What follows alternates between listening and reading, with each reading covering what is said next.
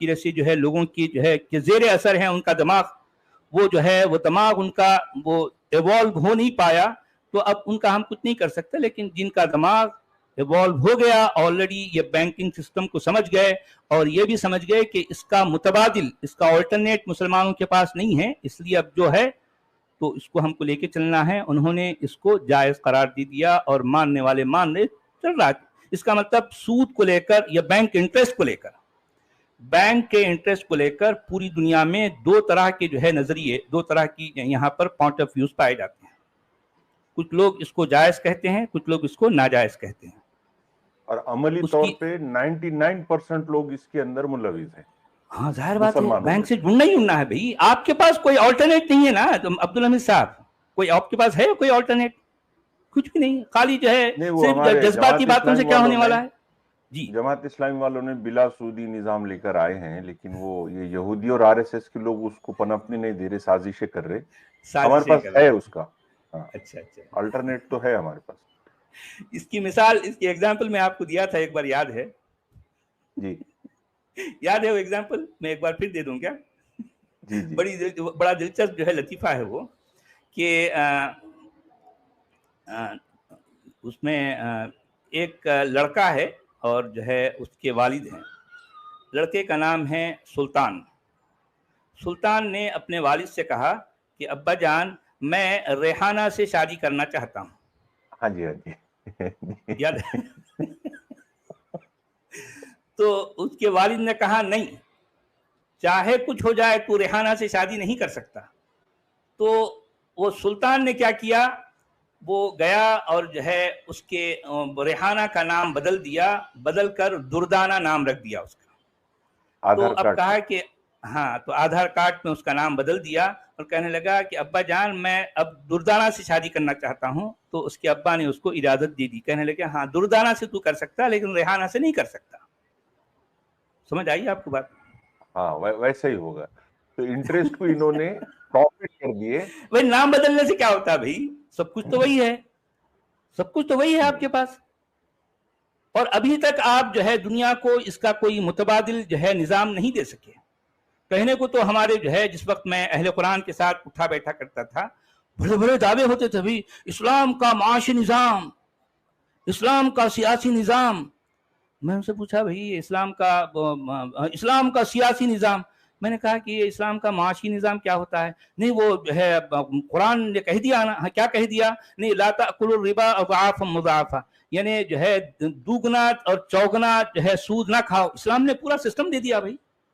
اچھا میں نے کہا کہ یہ دوگنا چوگنا کیا ہوتا ہے؟ کہنے لگے نہیں قرآن تو کلیئر کر دیا. قرآن تو کتاب مبین ہے، کتاب مفصل ہے، واضح کتاب ہے، کلیئر کٹ کتاب ہے، اس میں تو آ گیا بس. اب یہ ہمارے علماء کا کام ہے کہ ان کو سامنے رکھ کر جو ہے ایک سسٹم بنائے، ایک پوری طرح سے نظام بنائے. اب میں ہنس کر خاموش ہو جاتا. میں کیا کروں یار، ان لوگوں سے کیا بحث کروں، کیا بحث کروں؟ یہ معاملہ ہے. قرآن میں معاشی نظام ہے. اب ہنسی کے علاوہ اور میں اور کیا کر سکتا ہوں بھائی؟ میں ہنس ہی تو سکتا ہوں نا، اور کیا کروں گا؟ تو چلیے جناب کیا کہہ رہے ہیں ہمارے ہندی والے بھائی؟ جی وہ ہو گیا سر، یہ 132. اچھا وہ ہو گیا. اچھا پھر اس کے بعد پھر جو ہے وہ کہنے کے بعد یہ جو ہے یعنی اس آگ سے ڈرو جو کافروں کے لیے تیار کی گئی، یہ ایک دم بیچ میں اچانک آ گئی آیت ڈراوے کے لیے. اچھا اس کے بعد آیت نمبر 132 وَأَطِيعُوا اللَّهَ وَالرَّسُولَ لَعَلَّكُمْ تُرْحَمُونَ، اور اللہ اور اس کے رسول کی، یعنی اللہ اور رسول کا حکم مانو، اس کی اطاعت کرتے رہو تاکہ تم پر رحم کیا جائے. یہ بھی ایک عجیب سی بات ہے، بیچ میں یہ اچانک کیا کہاں سے آ گیا بھائی؟ یعنی کہنے کا مطلب یہ ہے قرآن کا بولنے والا جو کچھ ایک بات کہتا ہے تو اس کے ذہن میں کچھ اور باتیں دھڑا دھڑ چلتے رہتی ہیں. ایک کیسٹ پیچھے سے بیک گراؤنڈ میں چلتے رہتی ہے، تو بیک گراؤنڈ کی باتیں بھی جو ہے وہ یعنی آؤ اور تاؤ دیکھے بغیر. جی رسول کی آگیا کاری، اس کی اطاعت کرو، رسول کی آ گیا نا اس میں. میں وہی کہنا چاہ رہا ہوں کہ دیکھیں یہاں پر اوپر جو ہے کس کی بات ہو رہی ہے، یعنی سود کی بات، انٹرسٹ کی بات ہو رہی ہے، اور جو ہے وہ بڑھا چڑھا کر یا پھر جو ہے وہ دگنا چوگنا نہ کھاؤ. ٹھیک ہے. اب وہ اس کے بعد پھر آگ سے ڈرایا گیا اچانک. اچانک کافروں سے آپ اس آگ سے بچو جو کافروں کے لیے تیار کی گئی ہے. اس کے فوری بعد پھر یہ کہا جا رہا ہے کہ اللہ کی اور رسول کی اطاعت کرو تاکہ تم پر رحم کیا جائے. اچھا یہ ساری باتیں مومنوں کو کیوں کہی جا رہی ہیں؟ دیکھیں تمہارے ذہن میں کوئی سوال ابھر رہا ہے, تم کو ایسا لگ رہا ہے یار جو ہے یہ باتیں ذرا عجیب سی لگ رہی ہیں, تو فوری ان کے سامنے وہ عجیب لگنے سے پہلے ہی ان کے ذہن کو اسلام کی اس کور میسج یا قرآن کے کور میسج کی طرف کھینچ کے لے آنا ہے تاکہ وہ ان کا ذہن بھٹکنے نہ پائے. ہاں یا تو ڈراوے والی بات کر دینا اور پھر کہنا کہ دیکھو بھائی اللہ اور رسول کی تم کو اطاعت کرنا ہے, اللہ اور رسول نے جو کچھ کہہ دیا وہاں پر چوں چرا کنتو پرنتو نہ نو نہیں کرنا ہے, چپ چاپ مان لینا ہے. اطاعت اسی کا نام ہے نا. اطاعت میں جو ہے آپ کی عقل کا کوئی لینا دینا نہیں ہے. آپ جو ہے اطاعت کے معاملے میں نہ تو دلیل پوچھ سکتے ہیں نہ کوئی ثبوت جو ہے پوچھ سکتے ہیں, آپ کو کوئی رائٹ نہیں ہے. اطاعت کہتے ہیں ایک غلام کو ایک بات کہی گئی اور غلام کا کام ہے آمنا و صدقنا, سمعنا و اطعنا, میں نے سنا اور میں نے اس کی اطاعت کی, اور میں ایمان لایا اور میں اس کی تصدیق کرتا ہوں, بات ختم. آپ اس کو ڈھونڈ کے کھود کے کروت کے کچھ بھی نہیں کرنا ہے, آپ کو چپ چاپ مان لینا. تو یہ دراصل وہی بات ہے کہ تم پر رحم کیسے کیا جائے گا اگر تم اللہ اور اس کے رسول کی اطاعت کرو. ہندی میں کیا کہہ رہے ہیں جی؟ تتھا اللہ اور رسول کی آگیا کاری رہو تاکہ تم پر دیا کی جائے. تاکہ تم پر دیا کی جائے, یعنی تم جو ہے دیا کے محتاج ہو, ہمیشہ تمہیں دیا چاہیے. اور دیا کب ملے گی؟ تم اللہ اور رسول کی باتوں کو چپ چاپ مانتے رہو. اطاعت کا مطلب یہ ہے کہ چپ چاپ مان لینا. وہاں ذرہ برابر زبان پہ لانا تو بہت دور کی بات, آپ کے ذہن میں بھی یہ بات نہیں آنا کہ یار جو ہے یہ بات کیوں کہی گئی ہے.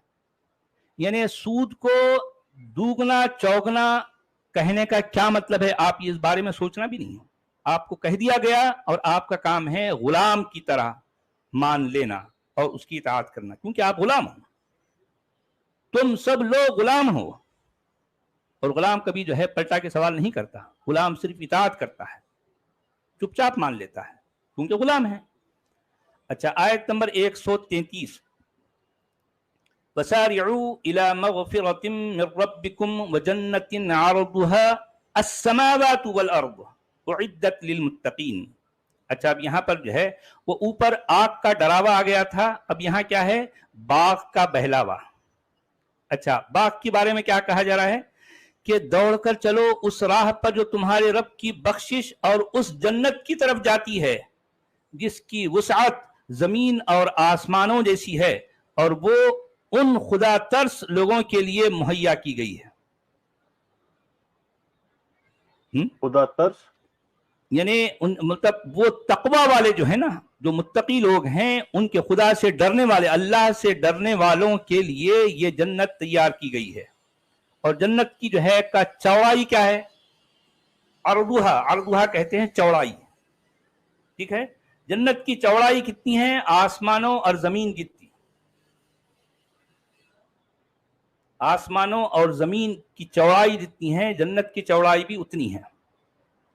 وَجَنَّةٍ عَرْضُهَا السَّمَاوَاتُ وَالْأَرْضُ. اور یہ جنت کس کے لیے تیار کی گئی ہے؟ متقی لوگوں کے لیے, اللہ سے ڈرنے والوں کے لیے.